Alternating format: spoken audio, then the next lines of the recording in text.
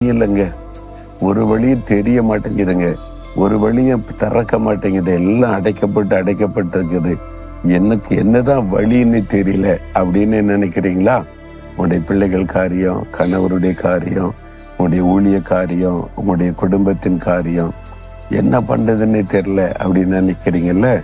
நீங்க பாருங்க, ஆண்டவர் சொல்றாரு ஏசாயா 43:19 நான் வனாந்தரத்திலே வழியையும் அவாந்தர வெளியிலேயே ஆறுகளை உண்டாக்குவேன். ஆண்டவர் எப்படிப்பட்டவர் தெரியுமா? வனாந்தரம் வில்டர்னஸ், அப்புறம் அவாந்தர வெளி டெசர்ட்.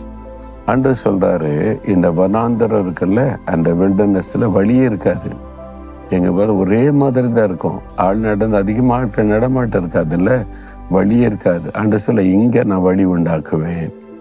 அவாந்தர வெளி டெசர்ட், ஒரே மணல். டெசர்ட்னா பாலைவனத்துல மணல் தானே இருக்கும், அதுல நான் ஆறுகளை உண்டாக்குவேன்றாரு. அது எப்படிங்க? வழியே இல்லாத இடம், அங்கதான் ஆண்டவர் சொல்றாரு, வழி இல்லாத இடத்துல நான் வழி உண்டாக்குவேன், தண்ணீரே இருக்காத இடத்துல நான் ஆறுகளை உண்டாக்குவேன்.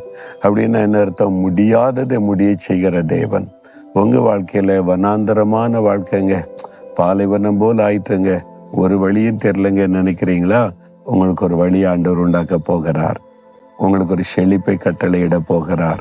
நீங்க ஆச்சரியப்படும்படியான காரியம் நடக்க போகிறது. கர்த்தர் செய்கிற அற்புதம்.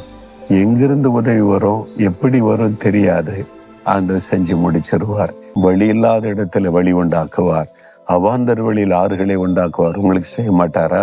விசுவாசிங்க, ஜெபம் பண்ணுங்க, அவரை பற்றி கொள்ளுங்க, சூழ்நிலையை பார்க்காதுங்க. இன்றைக்கு உங்களுக்கு ஒரு வழி திறக்கப்பட போகிறது. உங்களுடைய வாழ்க்கையின் வனாந்தரம் செழிப்பா மாறப்போகுது. பாலைவனத்தில் ஆண்டவர் ஆறுகளை உண்டாக்கி செழிப்பை கட்டளையிட போகிறார். விசுவாசிக்கிறீங்களா?